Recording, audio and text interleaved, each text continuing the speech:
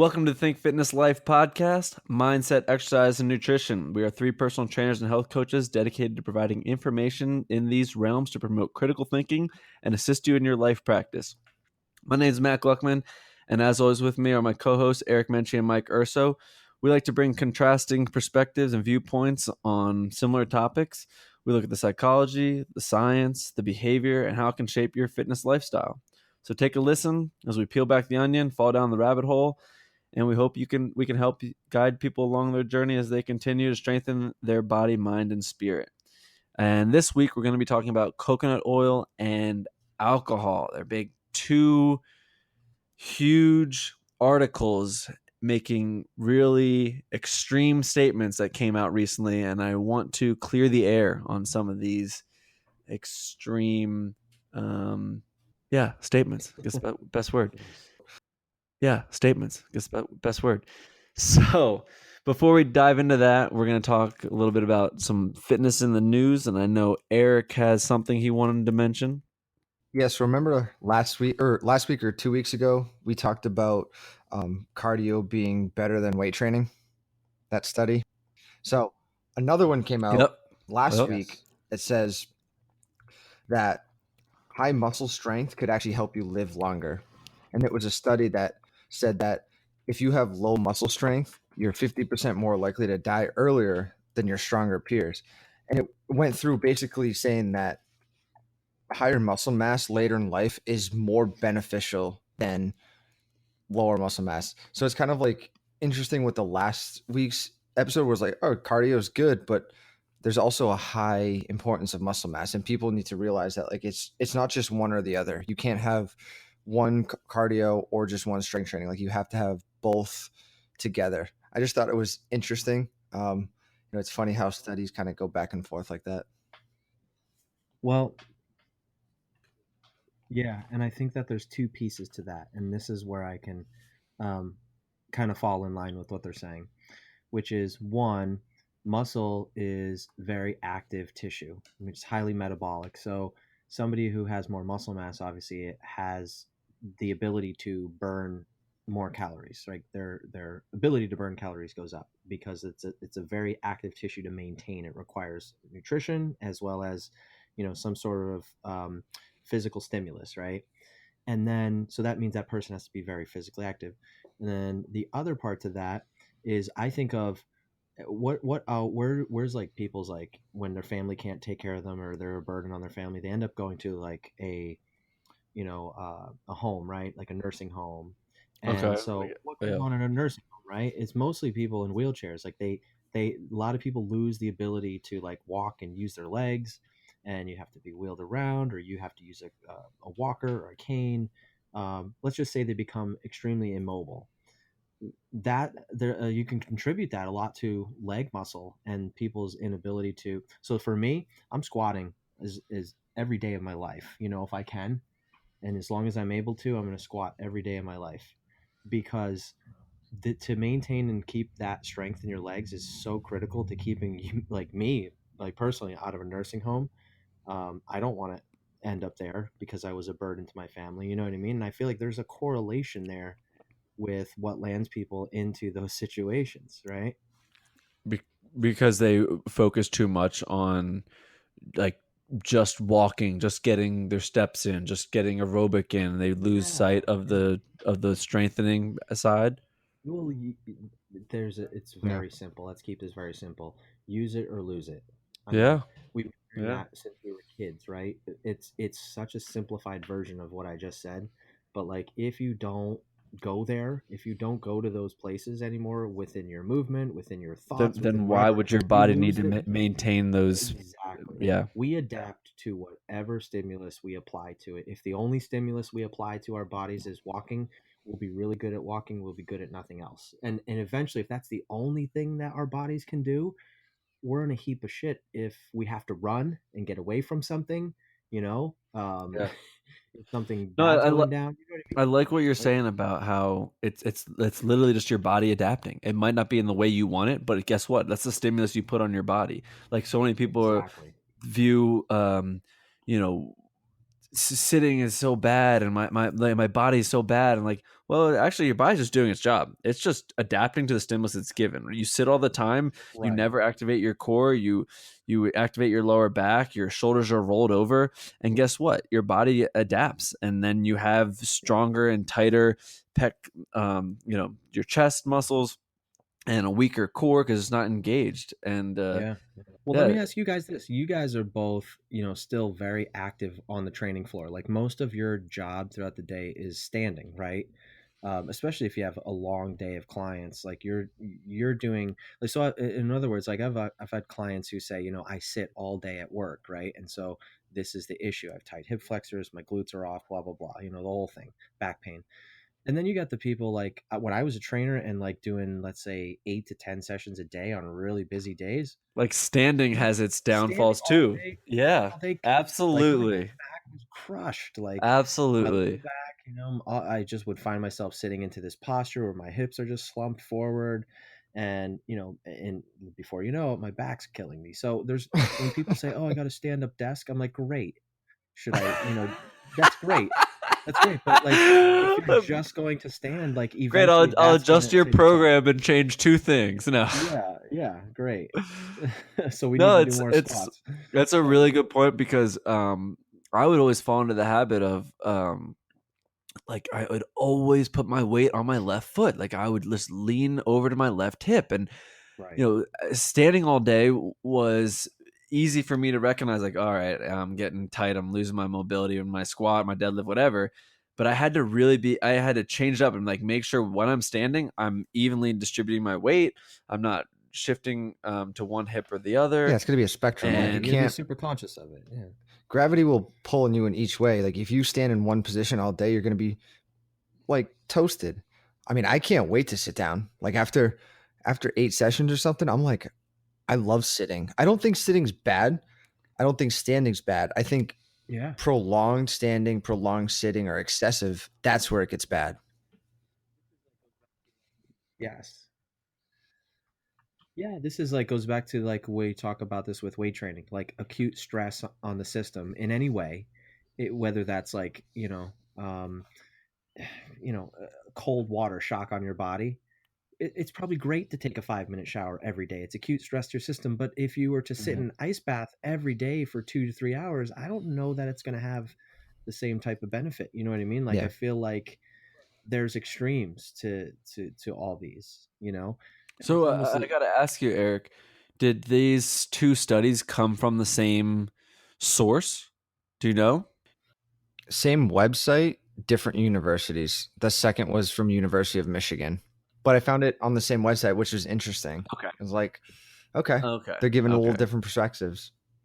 Well, the website's probably just doing its job of just reporting, regurgitating information that's being studied. But, you would think that these researchers would at least be reading other research and be able to extrapolate that next step. It's like, all right, your study showed X, but another study showed Y. So maybe I'm going to extrapolate here, but maybe it's a combination of both. Like it's called research for a reason, right? Research. Like we're taking another look at something that we kind of already know about. So I just don't, and it's a great. I mean, we're touching on a lot of great points here because it's kind of the whole theme of the rest of the show, but I just don't get how they lose sight of being balanced, right? Like they just want to take a fine sliver of information or a study, and they kind of extrapolate on it and make this big claim. Well, I don't think they, as much as they lose sight, as much as like they have parameters. So if you look at a lot of studies, and like they'll tell you I think if it's a really good study, they'll be in the end like, hey, this is where we could fall short in research. Like on the other study, you're just looking at one thing, one biomarker in your body. Like that's great, but if you look at the whole system, it functions different. So I think a lot of studies, like I can have a hypothesis of what I want to study, gear the study to make it either fail or not fail, but then you forget all these other like outside factors that can affect these studies. Yeah. Which confounding variables. Yeah. Well, but you make a good point, because some of these studies, if you read the actual study, it'll be like abstract. We just want to see if, increasing this dose of this medicine in rats will change this gene, and then the conclusion would be like, yeah, it did, and then they can make a claim from that. And but you those do are just have claims too. Because so you have to dive deeper as a consumer of this information, like buyer beware. Yep. And so what determines something to be scientific fact? To me, what determines scientific fact is if you can do a study, repeat the study with the same variables, and a different person repeats the study with the same variables, same methods, and gets the same exact result. But how often does that happen? How often do you hear about and that shouldn't happen, right? That should technically not happen anyway, right? If it's a different day, it's a different environment, different atmosphere, all that stuff. Right. But all these things that, like math, for example, there's mathematics, and how science plays a part with mathematics. And so mathematics is like, well, no, I can repeat that same problem, that same equation, anybody can perform it and get the same result. Well, now it's fact. So we know specific mathematics are fact, right? Because of that. So, that's the same thing with when you're doing studies and experiments. Like, these are just one-offs of like, they cherry picked a specific thing to look at. Yeah. Again, you got to go deeper. You got to look at the collective of the studies and see like what's the trend, what's the correlation pointing to with all of them. And but what ends up doing that. Well, yeah, that's the problem. Being the bigger people issue get it, and then they blast this journalists. Like one statement, like this is right, this is wrong. Yeah.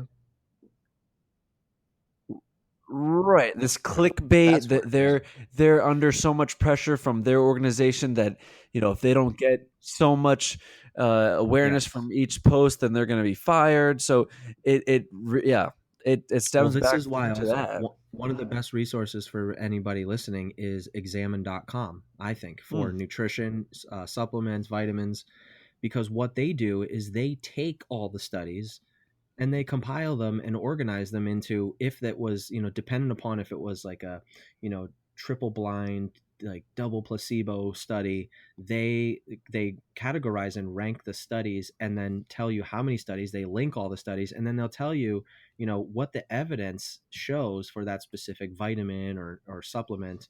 And like let's take creatine, for example. Overwhelming, there's been hundreds and hundreds, maybe thousands of studies on it.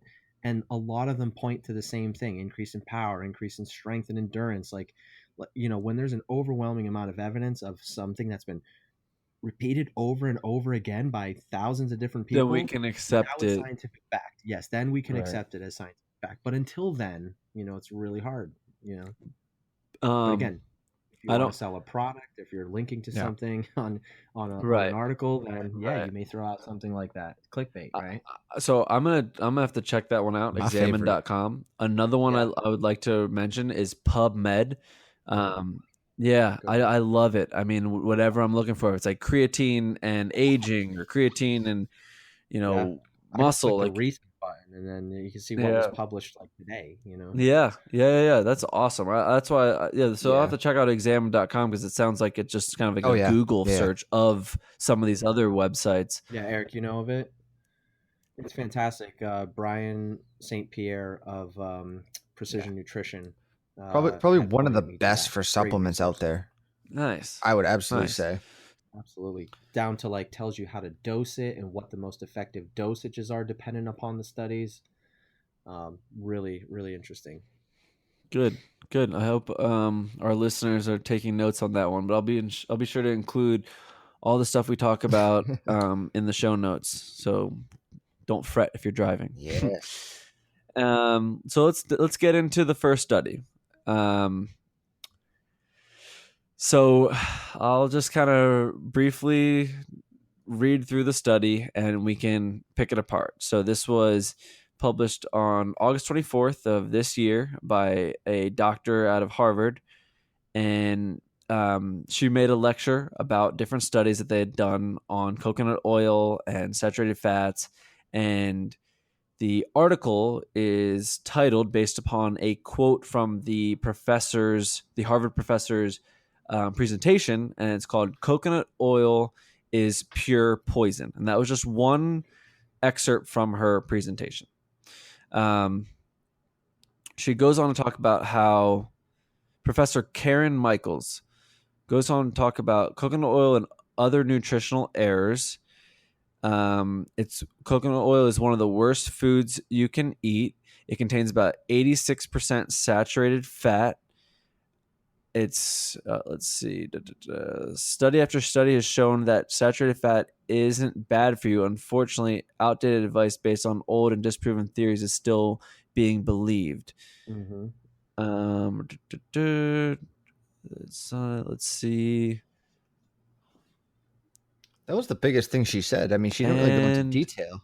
That's the biggest thing that I can get from looking at Sky News, USA Today, and The Guardian. But yeah, so let's just kind of honestly, it's like kind of right back to what we're talking about. But I think one issue right off the bat is, again, going to these extreme statements and calling something a pure poison or saying it's bad for you because it's a saturated fat.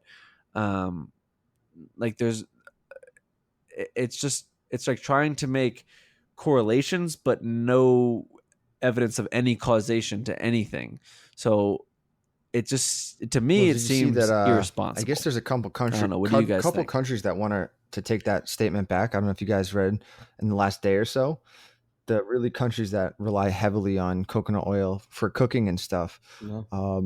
You know, at first when you sent this to me, I thought this was a Harvard research. So I'm looking at like Harvard research articles and I couldn't find anything. And then I realized it was just a statement made by someone who this more sounds like an opinion, right? So looking into Is it, a and professor at Harvard, right? she's right and wrong at the Yeah. same time. So I did some digging, and it can be a poison if you're basically a person who has metabolic syndrome or atherogenic dyslipidemia, which is basically elevated levels of triglycerides in the small LDL particles, which you have low levels of HDL. Now, that's someone who is already predisposed, that they say you shouldn't have high amounts of saturated fat. That doesn't mean you can't have coconut oil. So I guess she could be right in a sense there, but you can't go make that broad statement just saying, hey, this is pure poison for you. If you eat this, like, you're going to die in like 2 days. It kind of goes along with what the American Heart Association did when it updated its guidelines, when it was talking about saturated fats shouldn't be used and they should be replaced by unsaturated fats. And if you dig further, you'll know that, or you'll find studies out there that show that when you heat an unsaturated fat, it's unsaturated. So the bonds break down and you can actually get to a smoking point and a high heat enough that it will actually make that fat a trans fat. And now if you heat a saturated fat, those bonds are already saturated in hydrocarbons and you don't have any risk of it turning to trans fats. So, it comes down to application and balance, right? Like, I'm not going to tell somebody to eat a whole bottle of coconut oil, but I'm not also going to tell somebody to cut it out of their diet completely. But I would be smart and say, I would recommend using saturated fats for high heat cooking, whether you're high pan frying something or baking something over 350, and use your unsaturated fats for your cold stuff, your cold dressings, or after cooking, when you cook a steak, pour some olive oil on it, or put some butter, pour some olive oil on it. Yeah. Did you read in one of them? I'm speaking of the American Heart Association, that that's the research she went off of. It's kind of like, I read that that's what she kind of said, that backing their study on this, and I was like, well, that's a terrible source, because like they're funded by big cereal corporations. It's like that's like one of the pro American carb, Heart pro sugar all day. Association's sponsors is Coca-Cola. But yeah, like you can't believe anything, unfortunately, the American Heart Association comes out to say now, because they're like, now they say you need to have more like omega-6 oils in your diet and more vegetable oils. Like, that's not going to help. Yeah. So one thing that I've heard with coconut oil, right? Have you heard of oil pulling before? Okay, so oil pilling, I'll do my best to describe it. It's essentially taking like a liquid coconut oil. Like, so if it's sitting in a tub on your counter, you want to scoop it in microwave, melt it down a little bit, and then you're gonna put like a tablespoon or two into your mouth and whoosh it around in your Huh. mouth for like 5 to 10 minutes. And apparently, what it Yeah. does is the coconut oil will bind to all the bacteria and the Oh. toxins and things in your dental area, and it will actually pull all of those things out. And so you spit it out, and you don't rinse for a little while. You just spit out the coconut oil and try to flush it out. And it's supposed to be really good teeth whitener. It's supposed to be really good at cleaning, like freshening your breath, because it pulls all those bacterias and toxins that are growing on and Yeah, around I'm your gonna try tongue and in the that. crevices in your teeth. I gotta try it. I just thought it was really interesting. I haven't tried it, but I've read about it a little bit, and it's supposed to have So it's really called, good results in regards to teeth whitening. and Again, I'm it's not recommending recommended with anybody do it, coconut but oil. go research it. Google it at first. Find find out if it's right for you. It's called oil pulling. Yeah, because coconut oil is very beneficial for like clearing With coconut bacteria oil, and yeah, immune function. And I think people, that's what I read too. It's like people forget about the and it's very properties that this antifungal. has. Yeah, Yeah, it's still saturated fat, but it has anti-inflammatory properties. So right. You could apply it topically, for dry skin. It works excellent. For people use it on their kids for cradle cap because it's organic. It's not There's no processing done to it, especially if it's just 100% extra virgin coconut oil. Really really beneficial. I'll tell you this. I was in, gosh, what island was it? Somewhere in the um, Oh, Caribbean, that sounds and awesome. they had these guys at the beach selling St. John, and they were just selling fresh coconuts that they picked this morning.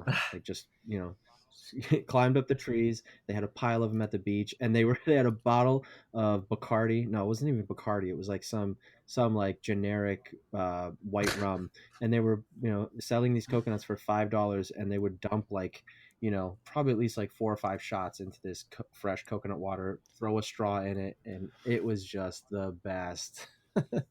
Coconuts, I mean, Yep. coconut water, Full of all electrolytes. there's Yep. there's so Oh many oh good yeah. yeah, benefits to it in regards to hydration. You guys know that big kick with coconut water when it came out, for the electrolyte. Yeah. So, I mean, there is a ton of benefits that come, and that's just what we talk about. Like, when you get to coconut oil, it's a little bit processed at that point. But when we look at the coconut itself in its natural state, right? The water is so beneficial for you. The flesh of the coconut is extremely, not even just delicious, but it's so good for you because of the oils and the fats that are in it, and the fiber. I mean, there are so many benefits to eating. Like, soy is one of those things that's like super processed, but just like edamame, like Yeah. Yeah. soybeans themselves are great for you. It's just again, extremes. This is kind of the theme, with these articles today and topics in general. Yeah, no, I mean the bottom line is like enjoy your coconut oil, enjoy some butter, enjoy some olive oil, but the poison is in the dose. Like with anything, if you could overdose on vitamins if you really tried hard. Like you would have to try hard, but you could do it. You could overdose and die on vitamins. So same thing with coconut oil, same thing with alcohol we're gonna get into pretty soon here. And same thing with butter. I mean, there are definitely some things where I would never really see evidence to be like, yeah, you should cut back on that, right? Like coffee or what was another one? Olive oil. Like there is so much evidence in cultures and when they study blue zones, when the people who live the longest, and even that big study that you referenced a couple weeks ago, Mike, about that 10,000 people meta study, like 6 to 8 cups of coffee proved to increase people's lives. There's no downside effects. Like, you sit down with in assessments with some people, and they'll literally say, well, I drink like 3 or 4 cups of coffee a day, but I'm trying to cut back. And the first thought is almost like, well, why? Like, what's the negative symptom that you're experiencing? Is it because you can't sleep at night? Then okay, sure, I can understand. Yeah, Well, and probably yeah, with I like think cream they're and not having three sugar cups and of yeah. coffee at 6, 7, and 8 o'clock in right. the morning. They're having them at 6, 12, and 2 or 3 p.m. And that's the problem. Yeah, coffee. If you're needing coffee if you need coffee in the middle of the day, something Right. went wrong earlier in your day. Like, you must have like hoofed like down a bunch of carbs or something and just put yourself in a coma. because you shouldn't need coffee if you did it right. If you had your bulletproof coffee with your coconut oil in it, then you probably wouldn't feel lethargic and sluggish at 2 o'clock in the afternoon, need your coffee. But again, I see what you're getting at, But even if you had like 4 or 5 cups of coffee in the morning, or, before 12, right, and you could still sleep that night, like there's no real proven downsides. Well, again, to your point, it's in the poison. It's in the dose. Like, if you're throwing 2 teaspoons of sugar and like a couple tablespoons of half and half in it, okay. Right. That's when it becomes bad. But if you're just talking about straight black coffee, like what, some of these blue zone studies too talk about how specifically in Italy, these people, these centenarians who live to be 100 and more, most of their diet, they have about, they use different foods, a lot of vegetables, and if they have pastas, it's very minimal. It's not as frequent as we might so think, but they use it as a way to get olive oil into their mouth, and they drink anywhere from, like, I think the study or the thing I was reading was like 10 to 12 tablespoons of olive oil a day. So there are things where I feel like it's hard to overdo it, but obviously it's still a possibility. You could, yeah. It could be hard. I mean, look at like some people could have a lot of coconut oil a day and be fine. True. I think it's just True. It depends on person to person. And like Mike said, like with the coffee, what are you doing? Are you mixing sugar and carbs with that coconut oil? Yeah. Because that thing becomes now a deadly combination.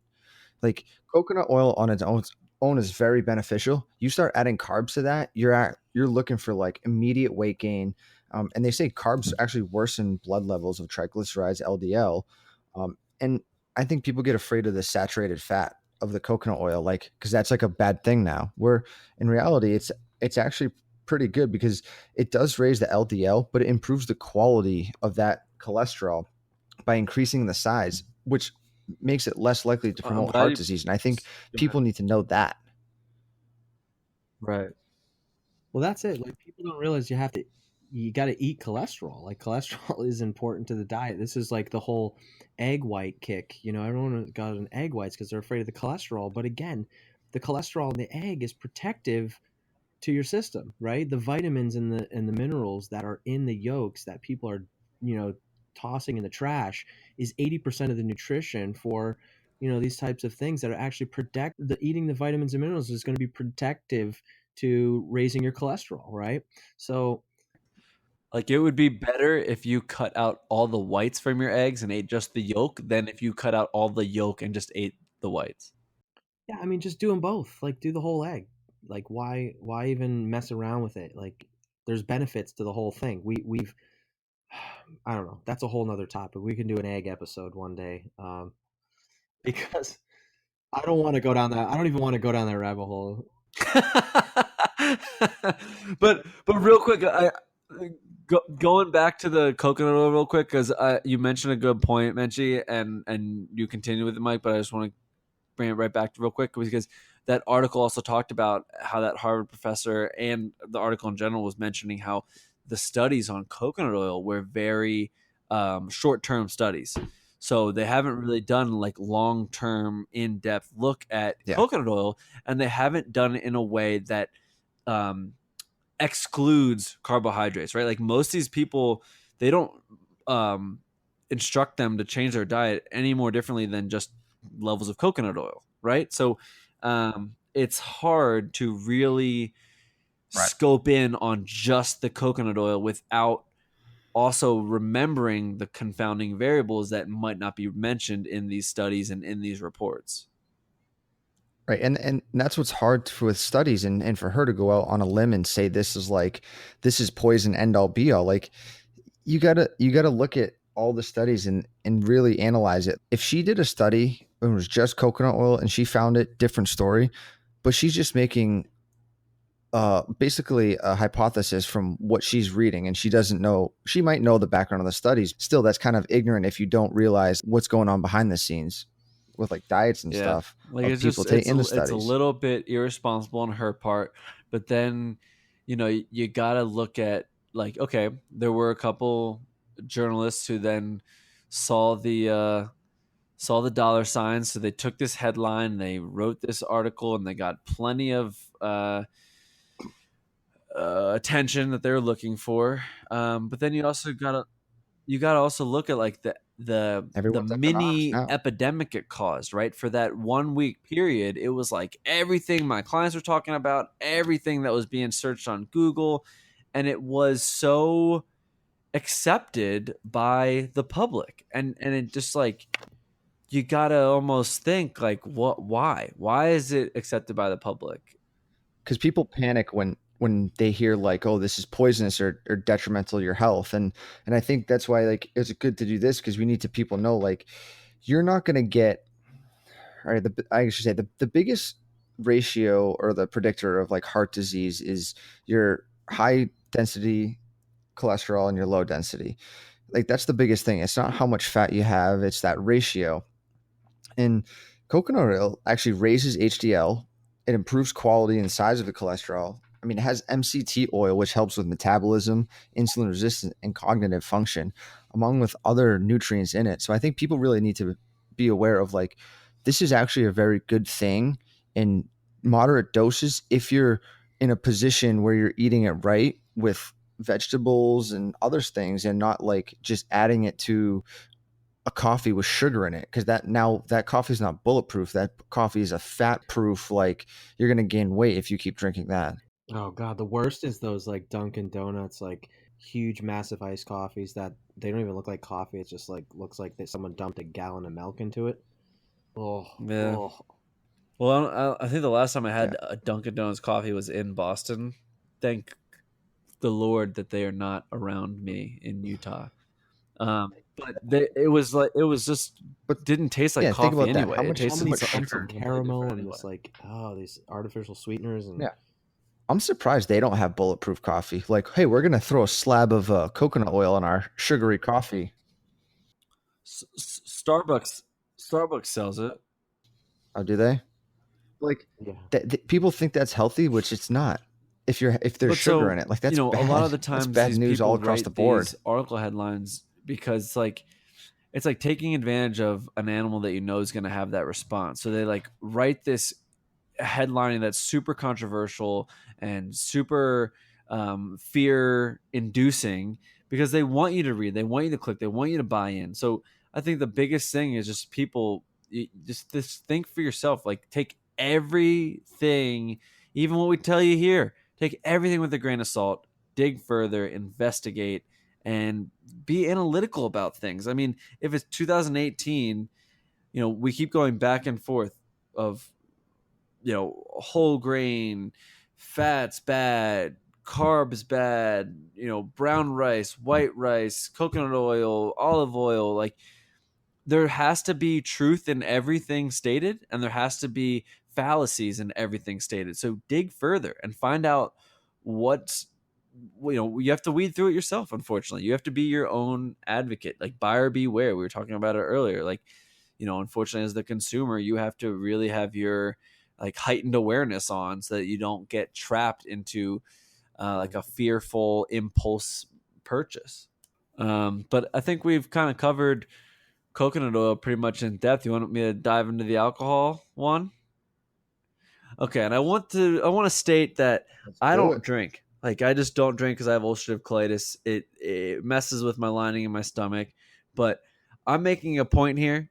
This article is stated no amount of alcohol is good for your health after a global meta study. So I got a glass of tequila here. I'm gonna have a little sip as we film the rest of this here. Again, I don't drink that often.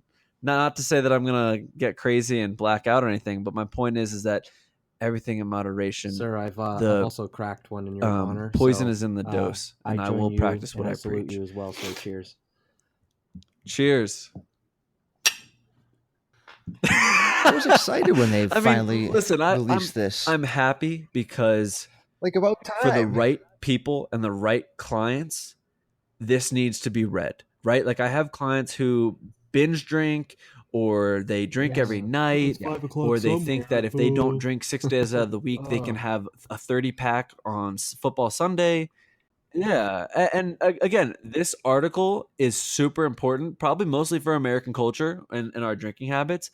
But again, I'll read the title. No amount of alcohol is good for your health, global study says. Countless scientific studies have exposed the idea that a glass of red wine a day can be good for your heart.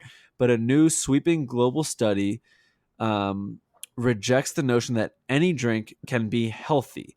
No amount of alcohol is safe, according to the Global Burden of Disease studies, which analyze levels of alcohol use and its health effects in 195 countries from 1990 to 2016. Furthermore, investigation in the study compiled data from 509 or referenced 592 previous studies on alcohol. So, first thoughts. I want to hear first in one sentence. First thoughts. Go, Menchie. I like it because it finally gives gives clearance to people that think that it's healthy, viable. But at the same time, you have to be careful and look into it. Like, it's not all. You have to really read the research and not just go by an article because it's very deceiving. That's a very bold statement.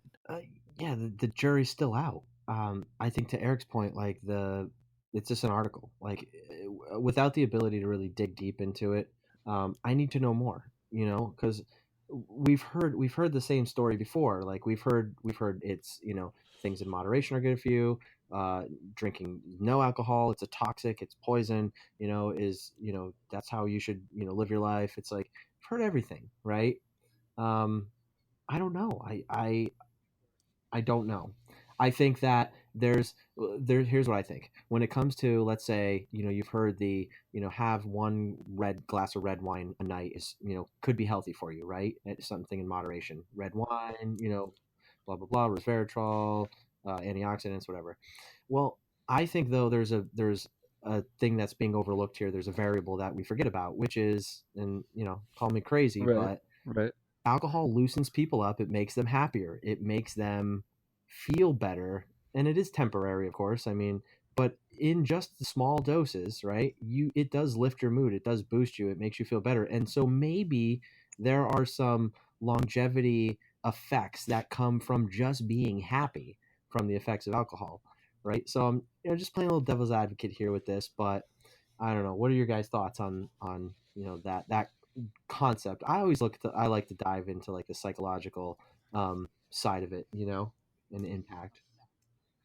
So you're right on par with what I was gonna say, because if I had one thing to say about like my first impression, my first sentence type deal, kind of what you guys just did was well, what about hormesis? And kind of getting back to what you're diving into there is you know, at what point is it too much and you're causing damage to the system, but at what point is the benefits outweighing the cost and you're de-stressing, you're if it's your source of connecting with other people to help kind of loosen up, then why limit, or why say that it should never be, right? Why go to that extreme and say that never ever ever ever? Because but yeah, that's my first thought. Yeah, anybody that says like all one way on something, like it should be, you should never do that, or you should only drink. Oh, I get so skeptical when someone says something like that. I think it's good direction for like most of society. Because it did, like, did you guys read the Not the research? The actual whole, study it was itself, but pretty I long. tried to like weed through the other studies Okay. that it was pulling information from. Yeah. So I'll give you kind of some insight. So Hmm. I was reading it. It's primarily based on, the percent of drinkers in the world. So it broke it down. It said like 39% of males, which equates to like 1.5 billion people, consume alcohol, and it's 25% of women drank, which is about 1 billion. And that's about 32 to 35% of people globally, so like 2 to 4 billion people. And it was kind of going off the premise of not a less like healthy people, but Right. more like people who continually drink and the results that they got from them. So some of the references in the studies they use, like they were seeing like higher rates of cancer, strokes, hypertensive diseases, and heart diseases in this whole thing. So then they said that, and this was a kind of a tricky line that they threw in there. They said consuming zero drinks minimize the overall risks of health loss.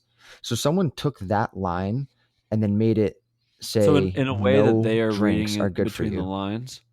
I was gonna say, Yeah. So it I should kind of read between go the for it. lines and just kind of again, I didn't get a chance to look at all 590 some studies, but just kind of briefly kind of scrolling through and looking at some of these other major studies, I didn't see anything that was examining the moderate drinker. It was always looking at somebody who drank a certain frequency daily or a certain Yes. frequency weekly or monthly and stuff like that, or in higher volumes and high dosages, where I'm like, of course you're going to see negative. Like, are you just trying to support your own hypothesis by creating the study variables like this? But yeah, I didn't see anything that was like studying somebody who and I don't know how you would do it, right? Like, you would have to have, there's just too many confounding variables, but you would have to have basically a group that doesn't drink at all. You'd have to have a group that drinks one drink every night, and then you have to have a group that drinks one night out of the week, every week, right? Like, you'd have to kind of look at it in that extreme, like from 0 to 60, rather Yeah. than from 60 to 100. Right, but then you got to look at like activity level, diet, all that stuff. Exactly. Exercise that goes along with it. And that's another huge confounding variable with the way that they looked at the study, because it wasn't moderate or light drinkers, it was like heavier drinkers. So you got to also think about kind of the profile to somebody who ends up in those habits. Right. I mean, some of them were about like just some of them said about moderate drinkers, but it was very interesting on like behavior patterns of people in different social economic classes, and they were going through stuff like that of what kind of drives people to drink, and what certain demographics drink and what don't. But I definitely think that this is where I like the studies, because it kind of came out and said, hey, you people that are like binge drinking and not working out and not being healthy, like no drinks are good for you. Now, if you're working out and do everything right, I don't think consuming one or two drinks is going to be like detrimental. Like, you might have, I won't say higher risk, but you're going to have elevated risk, but then you're mitigating that by working out and eating healthy. But overall, as a general, like I think that this is where like people need to be like, hey, well, a glass of red wine is good, but it says, well, no, the protective effects of that are offset by the risk associated with, high levels of consumption of I alcohol see or exactly what continual you're behavioral saying, consumptions of and I alcohol. think people are going to believe what they want to believe anyway. But I think it's important for people to be, like we were saying earlier, just be investigatory, be analytical, and don't just because you like something, just because you want it to be a certain way, don't let your own thoughts and desires and ego get in the way. And that can be hard to do. That's not absolutely not easy thing to do or to recognize, but it's really easy for people to make funny videos or link silly articles that talk about how you should be drinking wine every night, or how you should be having tequila because it has prebiotics in it, and all these silly little minute benefits that then they extrapolate on it and make this really big claim. um and it does come back Right. again full circle to irresponsible journalism, but if there's nothing we can do to change that, then all we can try to do is help empower our listeners and help them be more critical thinkers. Right. And I think a lot of it has to go with like behavioral changes and patterns, because, they were also saying in it that, a lot of times the alcohol was, these deaths related from violence, injury, accidents, not only just like diseases, but like if you go down a behavioral pattern where you continuously do this, there can be some, detrimental effects, not only to your health, but like people around you. And it was just saying like, hey, also like cognitive benefits are not that great when you drink. Like you're actually dropping your cognitive ability. So be careful with that stuff and all the other like what were diseases some and of the issues that can behaviors that they were stem from it. listing? Of like You people said who drank. violence, right? That was one of them. Well, they were like, so some of it would say like, hey, yeah, so like violence, injuries, people who would get in or party situations and would start doing illicit drugs or lead into other kind of drugs, addictions, stuff like that. That's where like some of the behavior patterns were going. And it was a lot of the research that they used was big into the behavior patterns from different, not only this country, but like That's different pretty countries in the interesting. world. I would want to, I want to look into that a little bit more. So the bottom line is, I mean, from this recent research, from past knowledge and experience with coaching people, the way I understand alcohol and looking at it is, you should never binge drink, right? You never want to be having like 5-6 drinks a night. You know, is 1 or 2 drinks every now and then okay? Sure. Are there going to be benefits?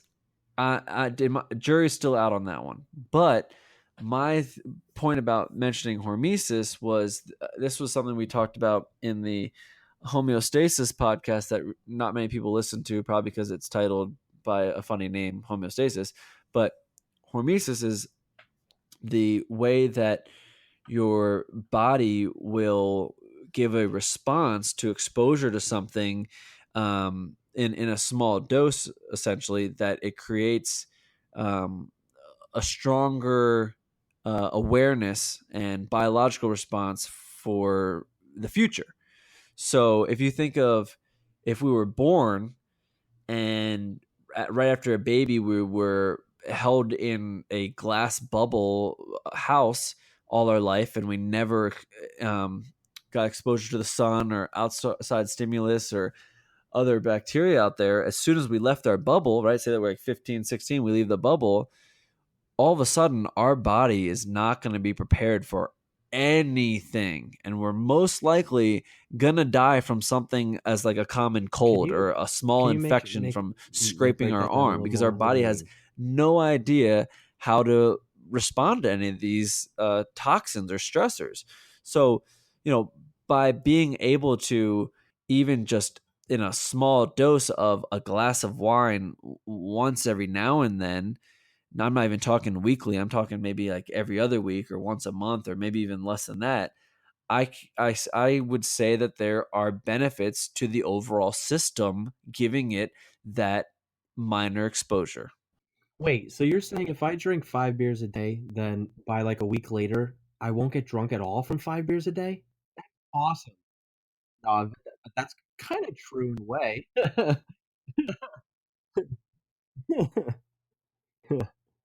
Wait, that's tolerance. Never mind. So are you saying like if you have a drink every once in a while, Yeah. your system, that'll benefit your system from having that Yeah, toxin, like and it's a not only fight kind of just fight that against it? Is particular that toxin, like, oh, it's on. No. I'm not saying that. I'm First of all, no binge drinking. Put the bottle down. We're just having a glass. No, but yeah, so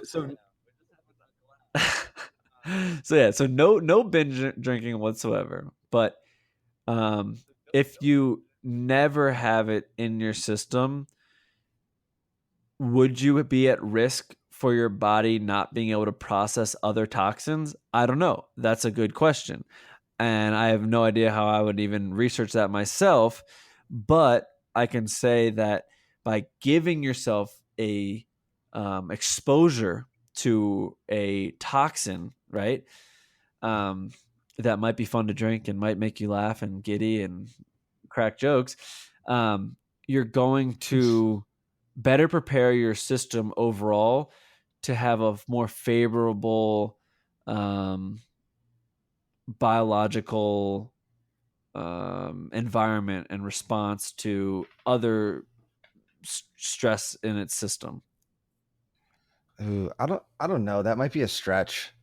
Because then it's like, how I think of it is like, okay, well, then if you want to up the ante, if you do like heroin, will your body be able to fight that? Like, I just think there's some toxins that are just I agree, but I don't think alcohol is one of powerful those for our system to strong handle. toxins. Kind of like when we're talking about sort of like the olive oil and the Coke and the coffee, like you can have pretty much as much as you want. There's not really there's not too many evidences of that ceiling unless you're obviously, cooking your olive oil at high heat or you're putting a bunch of stuff in your sugar or your coffee. But, there are those extremes. I completely agree. Like I would say no amount of, we say everything in moderation, right? But I would say no amount of heroin is a good amount of heroin, but I think alcohol is a little bit lower on the scale. So you're saying like hypochondriac, basically. So if you have a drink, and then the next time you go to have a drink, your body's going to be more adapted to breaking that and processing that alcohol. Kind of, but I think more so I'm avoiding. Is that what I'm trying to say? Is I'm avoiding the scenario where somebody uses antibacterial soap and they never let anything else touch them, and they live in this closed bubble, and they stay away from dirt, they stay away from grime, they stay away from every single thing that they've heard could be bad. They stay away from bacteria. They use antibacterial soap and they clean. Yeah, basically they clean their stuff all the time, right?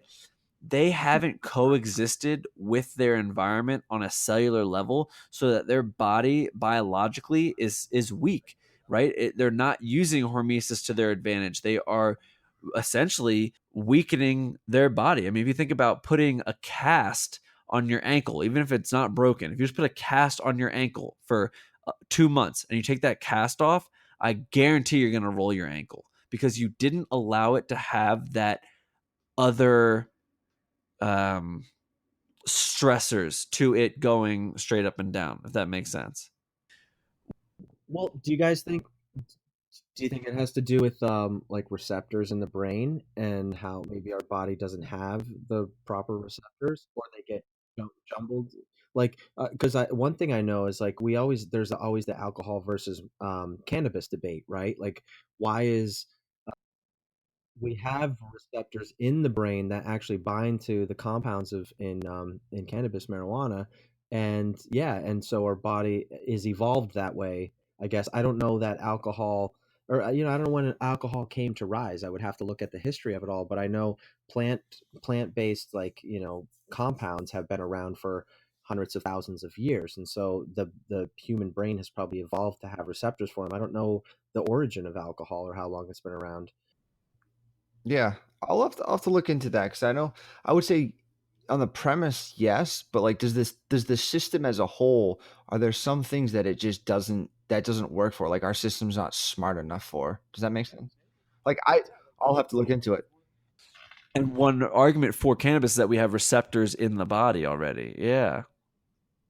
Well, I think people have been fermenting things for years, and then but maybe they fermented the wrong thing, got some noticeable, maybe funny benefits from it, but didn't know what it was doing to their health in the inside, on the biochemical side of things. Yeah. I mean, I could definitely see your body like, hey, this is a toxin. I have to produce more antibodies or boost antioxidant levels to deal with this. Like, I can definitely see how that would fit in. No, I don't either. I don't know personally. I think we really progressed really well through this episode, and now we're at basically like the abstract of our study, and yeah, right. We're talking about like the next step and kind of the next thing, and I think that's important for people to do when they read these studies or read these articles. Is you got to read between the lines and think about what hasn't been looked at, what hasn't been answered. So, like, what would you? Right. So what do you think is like a dose? Like a half a cup, a teaspoon? Like, I think everyone's dose would be different. Decide, right? Because the jury's still out, kind of. Like we're still asking questions. Right. But then you get and then you get 2 to 3 drinks, and all of a sudden your body can't handle it. People get they get buzzed, they have a couple more, they get drunk. Like I would say I don't think that having 2 or 3 drinks is gonna like give your body like an immune, but then you build up a tolerance, which I think is a little different. But I think everyone's dose would be different. And then once you start to overdose that, like it's not like a hardcore drug where you'll die. I think your body starts like deteriorating from the inside out because it's like I can't handle this.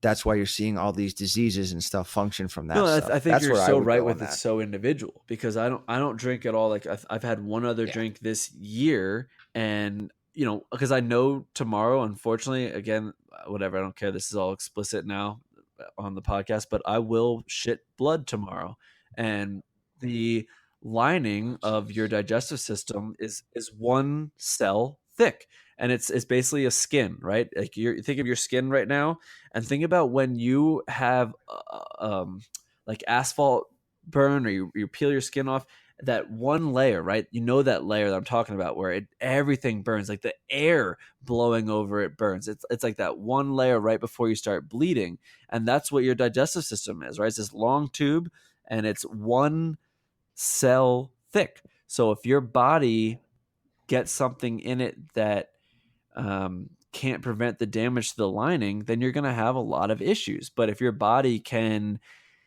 handle the intensity of alcohol, then maybe maybe you are someone who benefits from one glass every night, right? Maybe you don't get any health detriments or problems because you have a glass every night or two glasses every night, but maybe there's another person who can only have once every couple months or once a week, and that's good enough for them. But a lot of things play into that, like blood type, your genetics, and it does come back to an individual level, right? Like the doses or the poison is in the dose, but also every person is different.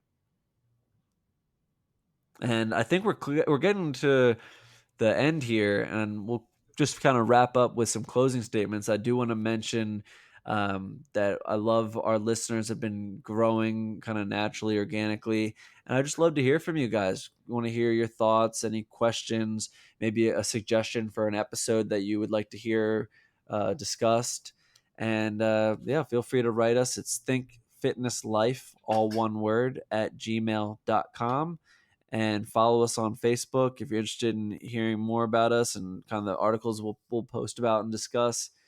And next week we will dive into assessment screens for movement, and then once you can move well, we load you up, and then once you're an athlete, we make you perform better. So that'll be a fun episode, because we'll kind of go from all the way from the person who hasn't exercised at all in the past couple years to the person who is in the height of it all, trying to be the best they can be and doesn't miss a workout. So that'll be fun. Stay tuned next week, and let's wrap this up with some closing statements. Sorry, bro. Yes, drink and be merry. Do what makes you happy. The jury's out on a lot of this stuff, right? Everything in moderation, and then just just like we talked about with coffee. Coffee is great when it's black, but if you're gonna add, sugar and milk and all these other things to it, it's going to be worse for you. It's going to be a lot worse, and you get away from that alcohol in its original state and what it was meant to do, like on a more nutritious level, if that's possible. But I also think like there are like red wine, what it comes from, grapes and blah blah blah. Like there are better origins of where you're sourcing your alcohol from. Like if you're going to have a Captain and Coke, like a sugary rum with a sugary soft drink soda, well then guess what's going to happen? It's probably not going to be the alcohol that worsens your health or kills you. It's probably going to be all the junk that you're throwing into that alcohol on top of it all, that we already know is toxic based on just basic nutrition research and facts. So just be cognizant of that. Be cognizant of what you're drinking. Have some potato vodka with some soda water and a little splash of lime. Like, bam. Enjoy it. Keep yourself hydrated. One of the important aspects that we didn't really talk about, and just don't stress about it too much. When you stress about it, the stress of thinking about how what it could be doing to you is probably worse than what the alcohol is actually doing to your system. So, to kind of piggyback, I just tell people, people got to be aware of what they're putting into their body, what they're doing to the body. So just, we've kind of said our piece on the whole coconut and alcohol, and just be healthy. If you're healthy, working out, eating right, and living a good life of, you can afford to have some of this variability in your life. Obviously, you're going to be structured to have, the discipline and ability to not go overboard, but you're going to be able to enjoy these things in life that people come out and say are very bad for us. So I always tell people, just keep on the right path, do the right thing, stay healthy, and you're not going to run into these huge issues by having a glass of wine at night. If you're in shape, like you're not gonna just drop dead. You'll be fine. Eat coconut oil. I think you'll be fine in moderation. If you're some person that is overweight or has high level of biomarkers, maybe hold back and wait till you lose some weight or do some other stuff. But everyone should just keep being healthy and optimizing living. You just took my closing statement. It's fine. It's fine. Fine. It's all right. I'll think of something else. Go, Eric. Yeah. So, I just want to add on to Mike's there. Like, if you view it, it will do it. Like, the placebo effect's real. If you view it as it's going to be terrible for you, guess what? It's going to be terrible for you. That doesn't mean that you can just view everything as it being amazing for you and it's going to be amazing for you. But it is about being happy, and it is a balancing act, and it's not about finding that one thing that's going to be the magic to get you all your results. And it's not about finding that one thing that you just got to cut out that will be the leading factor to all your results and your finish line. Life is a balance, and it's always about a balance and and establishing a contrast in some sort of fashion. So if you're somebody who eats coconut oil way too much, maybe you need to cut it back a little bit. And if you're somebody who drinks way too much, maybe you need to cut it back a little bit.